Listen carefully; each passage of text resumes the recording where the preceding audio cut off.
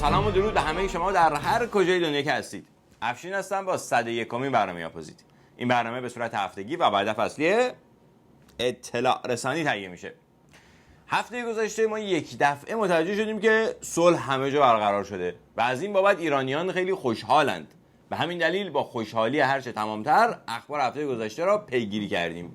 در این برنامه به مدیریت زمینخواری، بحران مدیریت بحران، سد بی‌آبی و شورابی و بالاخره سخنان آقای بزرگ در دیدار با دوستداران منطقه‌ایشان و چند خبر دیگر در این بین پرداخته می شود.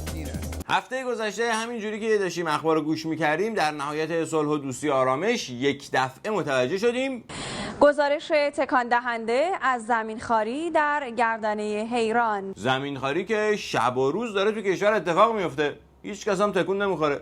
حالا این یکی چرا تکان دهنده بود؟ پرونده زمینخواری یقه سفیدها روی میز ستاد مبارزه با مفاسد اقتصادی. که دارای قدرت و نفوذ سیاسی بودن اونجا شروع کردن به ویلاسازی، شروع کردن به ساختمان‌های میلیاردی. آهان، چون این دفعه خود مسئولین مستقیما رفتن زمینا رو خوردن بدون شریک، خودشون مستقیما. این افراد صاحب نفوذ از کجاها بودن؟ از مجلس هستن، حالا گذشته حال فرقی نمیکنه، از دستگاه‌های اجرایی افراد.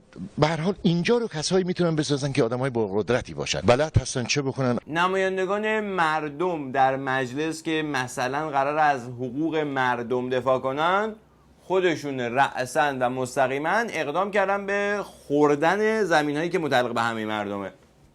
عجب نظام عدالت گستری. الان مسیر دریای خزر به طول 384 کیلومتر از آشوراده تا آستارا اون طرف عرشبت دریا جاده رو کلن ساختن، این طرف جاده رو کلن این 384 کیلومتر ساختن. حالا ریختن در روستاهای شمال، اونجاها هم دارن میسازن. زمانی که پیکنی داره شروع میشه برای تجاوز به اراضی کشاورزی، همون وقت اقدام بشه. ده آخه نمیشه، چون در تمام این 384 کیلومتر اون مسئولینی که باید اقدام میکردن یا خودشون مستقیما شریک اون ساخت و سازها بودن یا از بابت اون ساخت و سازها یک معنویات پروپیمونی بهشون میرسیده که دست و پاشون اساساً برای اقدام کردن بسته.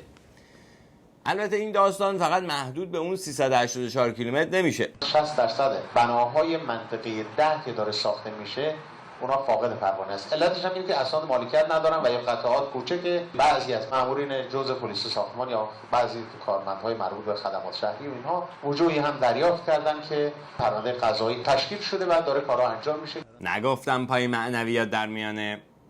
البته ماموران جزء بودن، ماموران کل که از این کارا نمیکنن. به هر حال ایشون دادستان کرج بودن.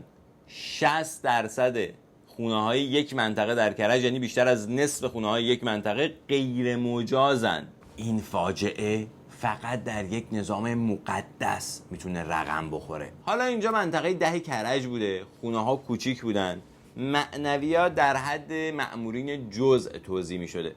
در گردنه حیران که ویلاهای میلیاردی ساخته شده، سطح معنویات تفاوت داشته. از شهرهای دور و نزدیک اومدن اینجا ساختمان سازی کردن. چند تا ویلا درست شده تو این بهتون؟ از 1000 تا بیشتر. 46 مورد پرونده کسانی که حالا بدون مجوز یا با مجوزهایی که میتونه به هر مشکلاتی رو داشته باشه، خب بخش سرسبزی و زیبایی اونجا رو تبدیل به ساختمون کردن یا تعرض به زمین هایی که کشاورزی داشتن. مردم منطقه میگن بیشتر از 1000 تا ویلا ساخته شده اینجا. بعد استاندار گیلان میگه برای 46 مورد پرونده تشکیل شده، یعنی حتی 5% اون ویلاها هم مورد نداشتن که براشون پرونده تشکیل شه. زمان اینجا کلا یوندزار بود 10 سال پیش.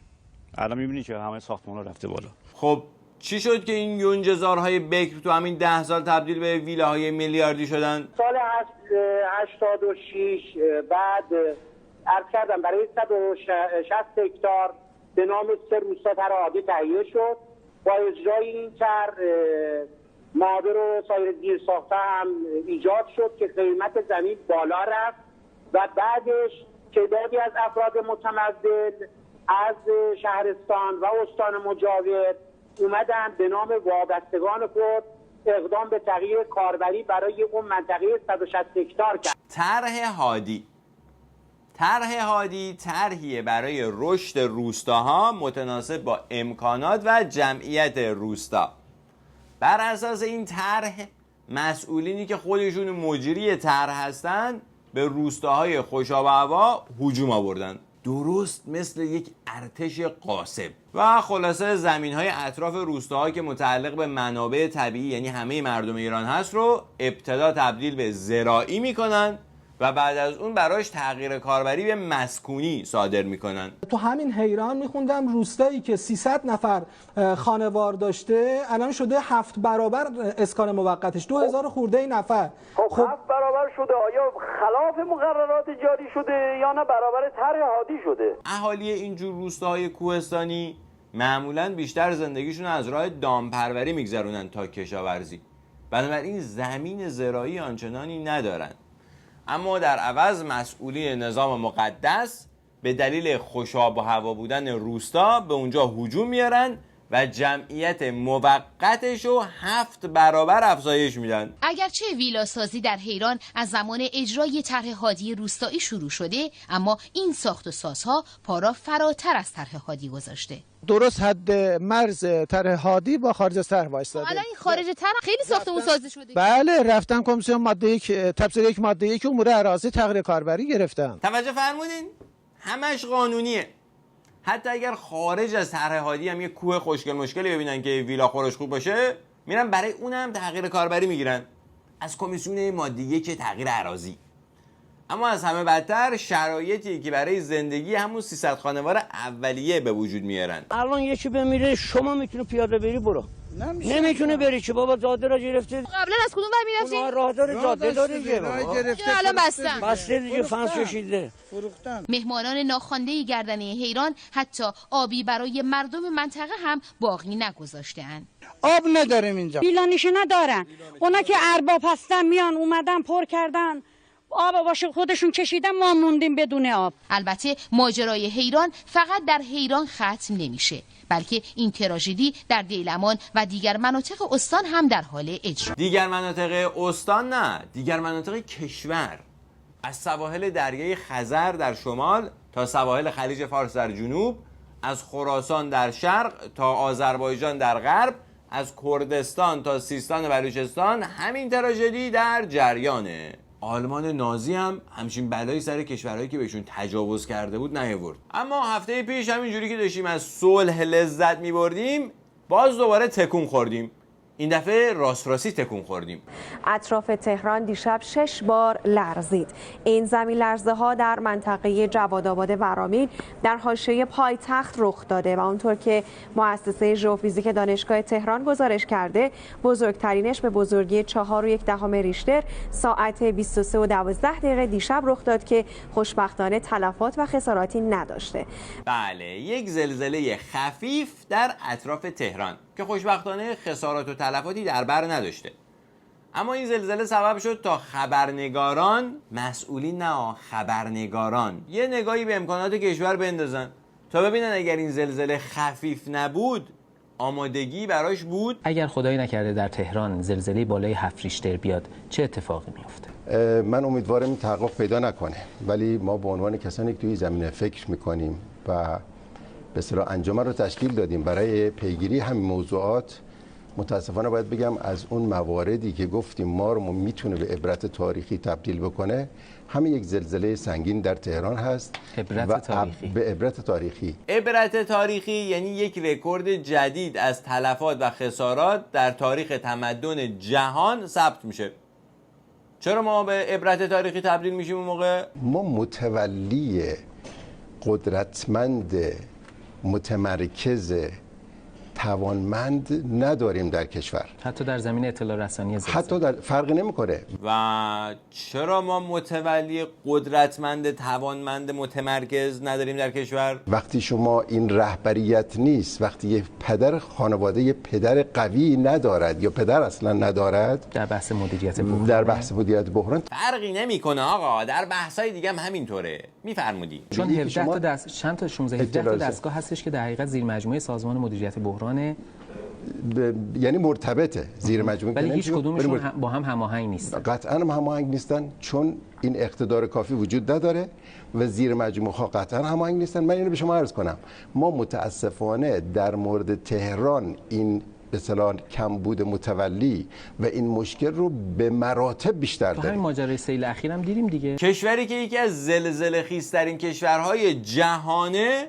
به طور مشخص یک دستگاه متولی برای پیشگیری یا مقابله با بحران نداره، مخصوصا در پایتختش که روی یک سلسله گسل ساخته شده. برای همین عبرت تاریخی میشیم، مثل قوم ثمود. ببینید ما یه مسئله از ضرب المثل در عامه میگن که حادثه خبر نمیکنه. بله. من میخوام عرض بکنم حادثه داره فریاد میزنه. چجوری حادثه داره فریاد میزنه؟ آیا ما از گسل‌ها و وضعیت زمین تهران خبر نداریم؟ آیا از زلزله‌زایی خبر نداریم؟ آیا از تراکم جمعیت تهران خبر نداریم؟ آیا از کوچه پس کوچه هاش نمیشناسیم؟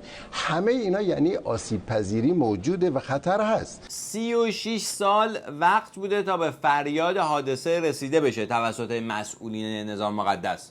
یعنی همین مسئولینی که الان مسئولن 36 ساله که مسئولن. حالا رسیده شده؟ تفکر بر این بود که ما بیایم و بنا رو بر پیشگیری بگذاریم. خب و بر اساس همین یه سری ایستگاه‌های لرزه‌نگاری هم در سطح کشور پیش بینی شد. ما حدود 250 ایستگاه در سطح کشور باید می داشتیم. 50 تا از این ایستگاه‌ها راه اندازی شد و 70 تا دیگر از این ایستگاه‌ها تجهیزاتش خریداری شد. از سال 86 تا به الان هنوز تو گمرک هست. از سال 87 تا الان. عجب. واقعا هم عجب. 130 تا از اون ایستگاهایی که قرار بوده دایر بشه که اصلا هیچی کلن. 70 تاش هم که دستگاهاش وارد شده 7 ساله داره تو گمرک خاک میخوره دستگاهاش. کاش میدادیم به برادران قاچاقچی براتون بیارن، گمرکو دور میزدن. این چه تفکریه آخه؟ ما مثلا اومدیم یه سرمایه گذاری سنگینی کردیم. برای چی؟ برای اینکه خونی از دماغ کسی نیاد. یه سری تجهیزات و امکانات برای بحث مدیریت بحران خریدیم. از جمله همین خودروهای همری که امروزه ما میبینیم آگهی شده. چند وقت پیش مزایده گذاشتن. بله مزایده گذاشتن که اینا رو به فروش برسونن و خودرو سواری بخرن. خب راست میگن دیگه. ستاد بحران همر میخواد چیکار کنه آخه؟ همرها رو در مزایده میفروشن، مزایده خودمونی البته. بعد با یک چندم پول چند تا خودروی داخلی میخرن میذارن جاش. اینطوری هم به صنعت داخل کمک شده، هم معنویات بی خودی در خودروهای همر که قراره به داد مردم برسه نمیمونه. خودرویی که در زمان مدیریت بحران میتونه تو 50 سانت گلولای حرکت بکنه و در واقع کار امداد و نجات رو انجام بده و مدیریت بحران، امروز داره فروش میده خودروی سواری خریداری بشه. خب این تغییر نگرش و دیدگاه. تغییر نگرش چیه بابام جان؟ یه مسئولی اون بالا نشسته میخواد از این خودروهای همر که همینجوری اونجا خوابیده یه معنویاتی به هم بزنه. حالا کجا بحران؟ تازه بحران هم پیش بیاد مگه فرقی میکنه مسئولین چطور عمل میکنن؟ مگه همین چند هفته پیش که سیل اومد یادتون رفته؟ مدیریت بحران، سوالی که در ذهنمون ایجاد شد تا سوله هایی که به همین منظور ساخته شده بودند رو بازدید کنیم. این سوله واقعا آمادگی بحران رو داره تو این منطقه؟ ما چون سازمان ورزش این سوله ها رو گرفته، یعنی هیچ امکاناتش وجود نداره دیگه چیزی به عنوان بحران و اینجور چیزا باشه. سوله هایی که میزبان توپ و تیرک های دروازه است و گاهی اوقات هم نشست هماندیشی در آن برگزار. همینجوری مجانی که نه، اجاره دادنش. یعنی درسته سوره بحرانه، ولی حالا که بحران نیست پس دادنش اجاره تا یه معنویاتی هم از توش نصیب یه مسئولینی بشه. خود رئیس ستاد بحران هم اینو خیلی راحت جلوی دوربین گفت. سولا چند منظور است. این سولا برای دپوی مواد غذایی و امکانات و چادر اینها نیست. سوله مدیریتی است. خب سوله ساخته شده، الان شما همینجوری بگذارید برای یک روز مبادا ممکنه اتفاق بیفته. توجه کردین؟ یعنی ایشون تقصیر ندارن، درکشون از بحران همینقدره. اون موقع که داشتن پست تقسیم میکردن این پست هم رسیده به ایشون. ربطی به سواد و تحصیلات و تجربیاتشون در این زمینه نداشته که مثل بقیه مسئولین کشور. اگرم یه وقتی خدای نکرده بهشون گیر بدن بگن آقا این چه وضع مدیریتیه، میرن پشت مسئول مافوق قایم میشن. وزیر کشور امروز در حاشیه نخستین جلسه شورای عالی مدیریت بحران گفت ستاد مدیریت بحران در قبال حوادث اخیر تهران و البرز عملکرد خوبی داشته و نمیشه گفت غافلگیر شده. کل اتفاق در 7 دقیقه رخ داده. کمک رسانی که در این مقوله انجام شد قابل قبوله. قابل قبوله دیگه. همش 14-15 نفر جان خودشون از دست دادن تو سیلی که وسط تابستون کنار پایتخت کشوری که از بی‌آبی رنج میبره اومده. اگرم خیلی بخوایم پیگیر بشین، وزیر کشور یعنی همون مسئول مافوق یه پاسخی بهتون میده که دیگه پرسش نکنین. اما اگر شما خیلی پیگیر هستید، مسئول اطلاع رسانی و هشدار در این مواقع کمیته اطلاع رسانی بوده که مسئولش با صدا و سیماست. شما باید از صدا و سیما گزارش تهیه کنید که آیا کمیته اطلاع رسانی تشکیل داد و اقدام کرد یا نکرد. جوابشو به ما بدید. فهمیدی؟ اصلا تقصیر خودتونه. این پاسخ مسئولین نظام مقدس تقریبا در همه زمینه هاست. یعنی مسئولین با ایمان و وارسته نظام مقدس که اصلا ذاتاً نمیتونن خرابکاری کنن. مزاحم نشو آقا جان. اما هفته پیش بازم همینطوری که داشتیم از صلح و محیط صلح‌آمیز کشور لذت می‌بردیم، بازم یک خبر دیگه ای ما رو تکان داد. یه ماه مونده به آغاز سال تحصیلی جدید، امروز 3 مدرسه استیجاری در پایتخت با حکم قضایی پلمب شد. 20 مدرسه از 110 مدرسه استیجاری شهر تهران حالا به مرز پلمب و تخریب رسیدند. پایتخت مقتدرترین کشور منطقه 110 مدرسه اجاره‌ای داره. یعنی نظام مقدس در اوج اقتدار نمیتونه این 110 مدرسه رو بخره و کار به جایی رسیده که 3 تا از همین مدرسه ها رو هفته پیش پلمب کردن. این در حالیه که همین مدرسه ها با همین وضعیت ناکافی هستند. ما برای سالهای آتی مخصوصا توی این حاشیه شهرها احساس خطر میکنیم. جمع‌بندی این بوده که اضافه بر فضاهای آموزشی که تاکنون ساخته شده باید 2200 مدرسه ساخته بشه. یعنی با احتساب همین مدرسه اجاره‌ای ها و مدارس دیگه ای که به زحمت به بعضیاشون میشه گفت مدرسه، بازم باید 2200 مدرسه دیگه ساخته شه. بعد اون موقع بودجه عمرانی آموزش و پرورش چقدره در سال؟ به گفته معاون آموزش متوسطه وزیر آموزش و پرورش، از 24000 میلیارد تومان اعتبار این وزارتخانه امسال 99% به حقوق معلمان و کارکنان و تنها 1% به سرانه مدارس کشور اختصاص می‌یابد. یعنی بودجه عمرانی کشور برای ساخت و تعمیر مدارس سالی 240 میلیارد تومانه. اگر هزینه ساخت هر مدرسه رو به طور متوسط حداقل 10 میلیارد تومان هم در نظر بگیریم، با همین فرمون 91 سال دیگه طول میکشه تا نیاز امروز کشور که اون 2200 مدرسه باشن تأمین بشه. پلمب این مدارس در حالیه که مهلت ثبت نام مدرسه ها تموم شده. موقع ثبت نام گفتن احتمال داره اینجا جابجا بشه مدرسه؟ نه اصلا. 2000 دانش آموز حالا موندن بدون مدرسه. تکلیف دانش آموزای مدرسه چی میشه؟ مدرسه ما در همون مکان دایر هست و مشکل خاصی متوجه اولیا نیست. آموزش و پرورش میگه خرید مدارس استیجاری شهر تهران دست کم 500 میلیارد تومان پول میخواد. یعنی با بودجه سالیانه کشور نصف مدارس اجاره‌ای تهران رو هم نمیشه خرید. اشکالی نداره آقا جان، سرت سلامت. عوضش ما داریم از صلح لذت میبریم. من ندیدین خودمون مسئول آموزش پرورش هم گفت مشکل خاصی متوجه اولیا نیست. حالا کلاس 30 نفره رو 50 نفره برگزار میکنیم، اب نداره.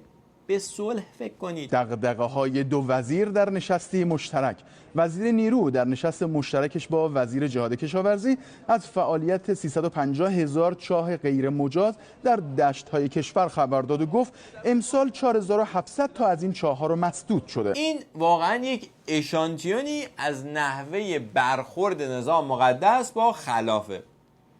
از 350,000 چاه غیر مجاز 4700 تاش مسدود شده. شرط می‌بندم همین تعدادم مربوط به اونایی میشه که معنویاتشون رو نرسوندن. یعنی حدود 88% دیگه از اون چاهای غیر مجاز همینجوری دارن آب از دل زمین میکشن بیرون. مسئله دیگر از علل این بحران ورود فاضلاب‌ها به منابع آب کشور هست. همین آبهای آلوده مورد استفاده مردم قرار خواهد گرفت، چه به صورت شرب، مورد استفاده دام قرار میگیره، مورد استفاده برای کشاورزی قرار میگیره.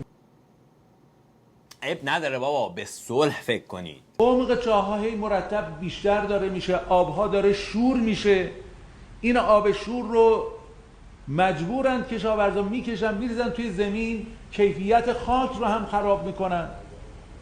بسیاری از باغات ما و زمینهای ما خشک شده. خب بهتر، عوضش راحت‌تر میشه از کمیسیون ماده که تغییر اراضی، تغییر کاربری گرفت براشون و توشون ویلا سازی کرد. وزارت نیرو وقتی که سد کرخ رو ساخت، پیش بینی شده بود که حدود 7 میلیارد متر مکعب اینجا ذخیره آب داشته باشیم. البته هیچ وقت این به 5 میلیارد متر مکعب هم نرسیده. چند ساله که این سد عظیمی که ساخته شده و نیروگاهی که داره 1 کیلووات ساعت برق نتونسته تولید بکنه. چرا؟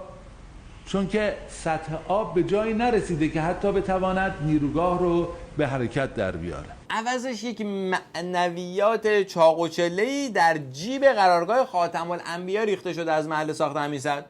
حالا آب به اندازه چرخش توربین‌های نیروگاه سد هم پشت سد جمع نمیشه؟ خب نشه. در عوض سپاه پاسداران انقلاب اسلامی با این پول که از محل ساخت اون سد درآورده اهداف صلح طلبانه‌شو جلو میبره. رودخانه سیمره سدی ساخته شده، چند ساله که نیروگاهش ساخته شده. امسال به زحمت فقط این نیروگاه ها به قدری گردش کرد که بتونن تستا رو انجام بدن. البته معلوم نیست این اشتباه که باعث خاک خوردن کلی سرمایه شده به دلیل کوتاهی کارشناسا بوده یا اینکه خشکسالی مسئولا رو غافلگیر کرده. عجب سوالی میکنین ها. خب معلومه خشکسالی مسئولان رو غافلگیر کرده دیگه. اصلا سد که نمیزنن برای نیروگاهش، از قدیم گفتن سد میزنن که آب پشتش جمع شه، که جمع هم شده. تبخیر پشت سدها رو باید براش فکر بکنیم. اینا یواش یواش اینا رو کنار هم بذاریم، مجموعش یواش یواش ممکنه است یه روزی برسد به میزان آبی که به کشاورزی میدید و چون میزان آبی که به کشاورزی داده میشه سال به سال داره کاهش پیدا میکنه. ایشون هم وزیر کشاورزی کشور هستن، نه عامل استکبار. البته کاش صدمه این تبخیر آب پشت سدها به همین هدر رفت منابع محدود آبی کشور ختم میشد. و حمله گلسنگ ها به سربازان سنگی تخت جمشید. از 260 نوع گلسنگ شناخته شده تو دنیا تا حالا حدود 60 نمونه در تخت جمشید شناسایی شدن که برخی عوامل محیطی رشد اونها رو سریعتر کرده. به محض اینی که این منطقه مرطوب بشه اینا شروع میکنن به فعالیت و بعد از مدتی میبینین که خود سطح سنگی که زیر گلسنگ‌ها قرار گرفته به صورت یک پودر در میاد. دلیل اینکه اون منطقه یعنی منطقه تخت جمشید یه دفعه بعد از 2500 سال مرطوب شده و این گلسنگ‌ها اونجا رشد میکنن، تبخیر آب پشت یکی از همین سدهای بی‌خاصیته. سد سیوند، سدی که به اصرار اسفندیار رحیم مشایی ساخته شد که اتفاقاً رئیس میراث فرهنگی وقت هم بود. هر کسی با اسرائیل مبارزه کند و رژیم صهیونیستی رو بکوبد و مقاومت رو تایید کنه، ما از او حمایت میکنیم. انواع حمایتایی که برای ما ممکن باشه. بله، یعنی حداقلش حمایت مالیه. حالا مدرسه های کشور به خاطر کمبود بودجه دارن رو سر بچه های کشور خراب میشن، عوضش نداره که ایشالا به حول قوه الهی خراب نمیشن، زلزله هم نمیاد، بحران هم پیش نمیاد. مثبت فکر کنین، به صلح فکر کنین. مسئله برای ما دفاع از هویت اسلامی است، حمایت از مظلوم است. مسئله فلسطین است که امروز در رأس مسائل منطقه مسلمان ها مسئله فلسطین. این مسئله اصلی است برای ما. مسئله برای ما هم این است که ایشون که زمامدار امور کشور هستن، مسئلهشون مردم ایران و نیازهاشون نیست، مسئلهشون فلسطین است، اونم به روش خودشون. تشویق و تجهیز فلسطینیان جنگ طلب مثل حماس و دشمنی با فلسطینیان صلح طلب و مذاکره‌گرا مثل فتح. بگذاریم. نگران نباشید. عوضش چی؟ بله، به صلح فکر کنید.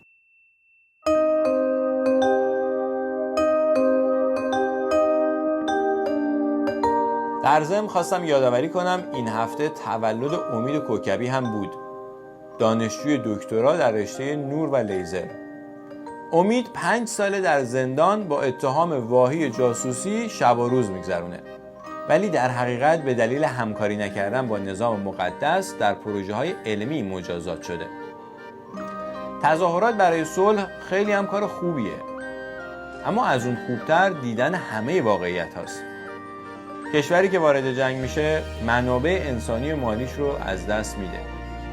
اتفاقی که به دلیل سوء مدیریت‌ها و نادانی مسئولین نظام مقدس هر روز در ایران میفته.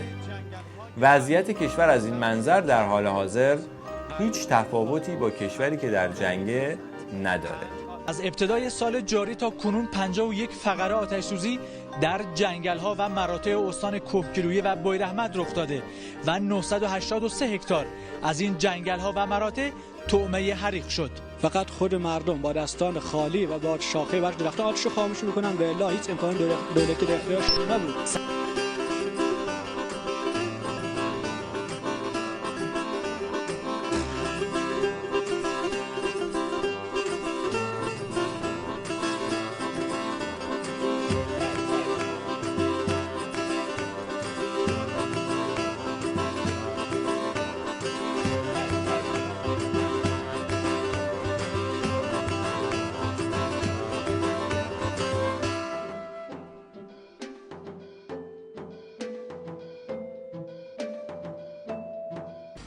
خداوند انشاءالله همه ما را آدم کن.